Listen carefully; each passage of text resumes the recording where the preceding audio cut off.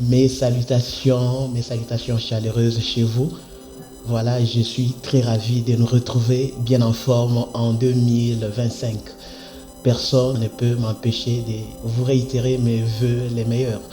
Mes vœux de paix, de succès, de bonheur pour cet espace de temps que Jésus, le maître de notre souffle, nous accorde par sa grâce.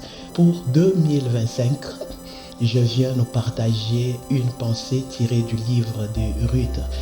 En parcourant ce livre, j'ai découvert deux leaderships très différents avec des implications respectives. Le premier leadership est celui d'Elimelech. Elimelech, selon la coutume juive, est le mari de Naomi, mais surtout les leaders de la famille. Père de ses deux enfants, Machlon et Kiljon, qui vivaient avec lui. Il prend la résolution partant d'une observation ou d'un constat qu'il fait tout autour de la réalité qui n'était pas bonne dans son pays. Il y avait une famine et la Bible dit qu'il a pris la décision de quitter, de s'en aller de son pays vers le pays des Moab. Elimelech a pris sa femme et ses enfants sans pour autant demander leur consentement ni leur point de vue. Parce que la Bible ne nous en fait aucune mention. Et comme conséquence de ce leadership, il est mort lui-même et il a perdu par la suite ses deux enfants. Et ceci a entraîné aussi une nouvelle identité qui a été collée à sa femme Naomi. Elle était devenue veuve avec deux belles filles. Le deuxième leadership, c'est celui de Naomi. Elle devient leader de la famille.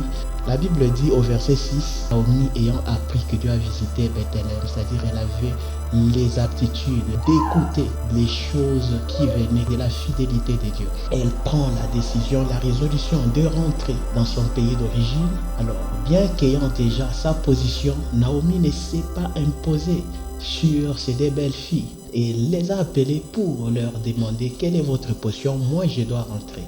La collaboration. L'une a décidé de s'en aller avec elle et l'autre est restée dans les pays. Et comme conséquence, Naomi n'a rien perdu pendant son leadership. Au contraire, elle a gagné un Boaz. Donc, elle a ajouté un homme de plus dans sa famille. Tel que vous êtes là, Dieu, en créant l'homme, il a imprimé en tout un chacun de nous les aptitudes d'un leader. Tu es d'abord leader de toi-même et leader d'un bon nombre de gens que Dieu a placés à tes côtés. Pour cette année 2025, le Seigneur te demande une soumission inconditionnelle verticale, c'est-à-dire de toi vers Dieu. L'aptitude à écouter Dieu. Avant de prendre des décisions, rassure-toi que tu as entendu Dieu. Ne fonde pas tes décisions sur ce que tes yeux voient, mais surtout sur la fidélité de Dieu. Et la deuxième des choses, c'est une parfaite collaboration horizontale, c'est-à-dire de toi vers ceux-là qui t'entourent. La famille n'a pas duré pour toujours, mais la décision d'Elimelech de quitter son pays a mis fin à la durée de ses jours. Jésus, ici sur terre, fait le bilan de son séjour, de son leadership. Il dit à Dieu, je n'ai rien perdu de tout cela que tu m'as donné, sauf les fils de la perdition. Et d'ailleurs, il était le fils unique, il n'a rien perdu. Après sa résurrection, il est devenu le premier d'entre plusieurs. Je prie et je déclare sur toi que cette année, toi, tu ne vas pas prendre de mauvaises décisions en tant que leader qui vont entraîner ta perte et également la perte de ceux-là que Dieu a placés tout autour de toi. Mais tu vas vivre la reproduction, tu vas vivre la multiplication, tu vas devenir un grand peuple.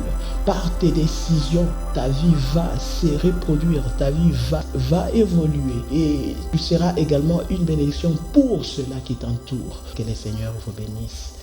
Portez-vous bien.